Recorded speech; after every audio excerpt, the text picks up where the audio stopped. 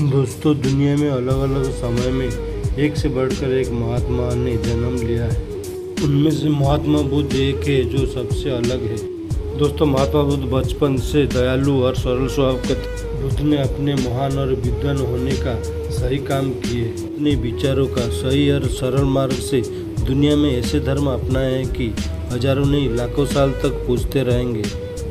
बुद्ध ने हमेशा सत्य और अहिंसा को अपने जीवन का मार्ग बनाया है और उन्होंने पूरे संसार को उस रास्ते में जाने के लिए उत्साहित किए, प्रेरित किए।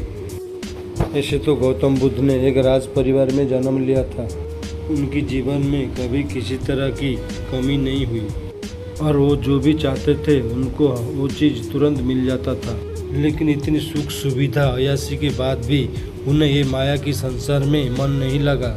फिर वो दिव्य ज्ञान की खोज में सभी सामाजिक सुख सुविधा को त्याग किए और उन्होंने अपने महान ज्ञान को बांटने के लिए वो महान बने, यानी भगवान का दर्ज प्राप्त किए। दोस्तों, महात्मा बुद्ध की कहानी शुरू होती है आज को 2600 साल पहले, यानी 563 ईसा पूर्व। सिद्धार्थ गौतम कपिलवस्तु के पास लुम्बिनी, नेपाल में जन्म लिया था।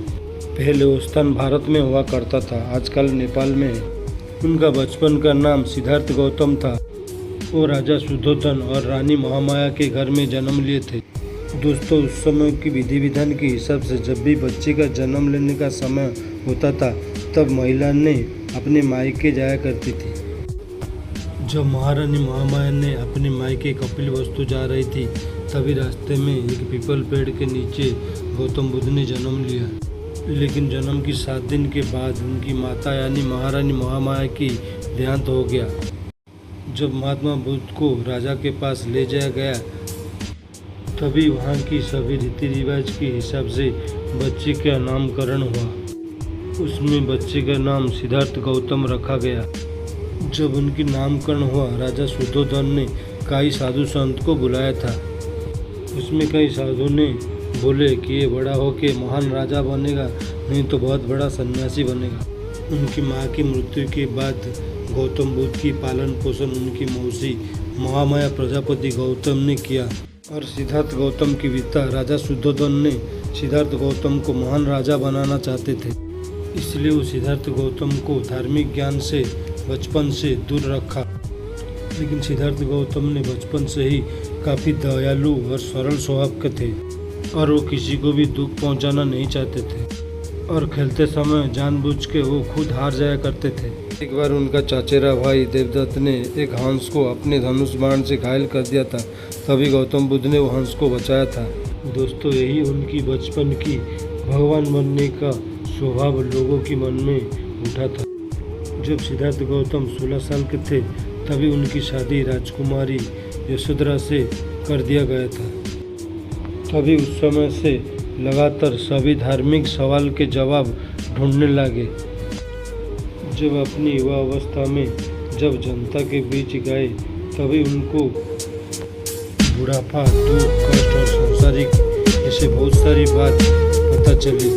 ये सब उनको पहले पता नहीं था और एक दिन उनके पिता के विरुद्ध सिद्धार्थ गौतम ने राज परिवार छोड़ने का निर्णय लिया और बाहर आकर उन्होंने निश्चय किया कि वो दिव्य ज्ञान की प्राप्ति करेंगे। और दोस्तों, यहीं से शुरू होती है सिद्धार्थ गौतम से महात्मा गौतम बुद्ध बनने का रास्ता। और वो राजमहल से निकलकर पहले अमोनिया नदी की तट पर गए और अपने सारे बाल को मुंडन करवाया और गिरवा वस्त्र धारण कर लिया और वो पहुँचे एक राजमहल से भिक्षा मांगने।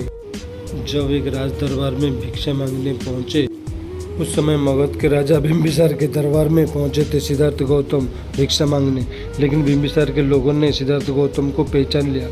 जब राजा के दरबार में सिद्धार्थ गौतम को लाया गया तब राजा बिंबिसार ने अपने राज्यों का हिस्सा कुछ गौतम बुद्ध को देने के लिए निर्णय किया।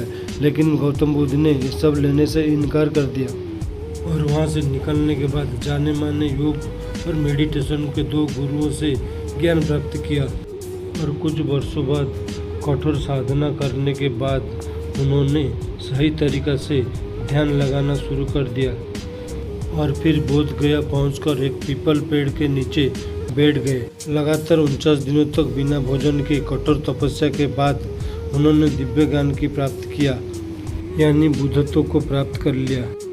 सिद्धार्थ गौतम से भगवान बुद्ध बन गए। जब सिद्धार्थ गौतम ने बुद्धत्व को प्राप्त किया, उनकी उम्र 35 साल थी और फिर उसके बाद से ही 80 साल की उम्र तक दिव्य ज्ञान की प्रचार प्रसार करने में लग गए। उस समय उन्होंने अपने बहुत सारा शिष्य बनाए, यानी फॉलोअर बनाए, जो उनकी मार्ग में चलने लगे। दोस्तों, आज के समय में बुद्ध धर्म की चलन Korea, Japan, Nepal, Bharat, China, Burma, Sri Lanka, German आदि बहुत सारा देशों में चलते हैं और गौतम बुद्ध को पूजा भी करते हैं और उनकी बताए मार्ग पर चलते हैं। दोस्तों, आज के ज़माने में बुद्ध की ज्ञान ही लोगों को इंस्पायर करती है। नमो बुद्धाय, बुद्धं शरणं गच्छामि।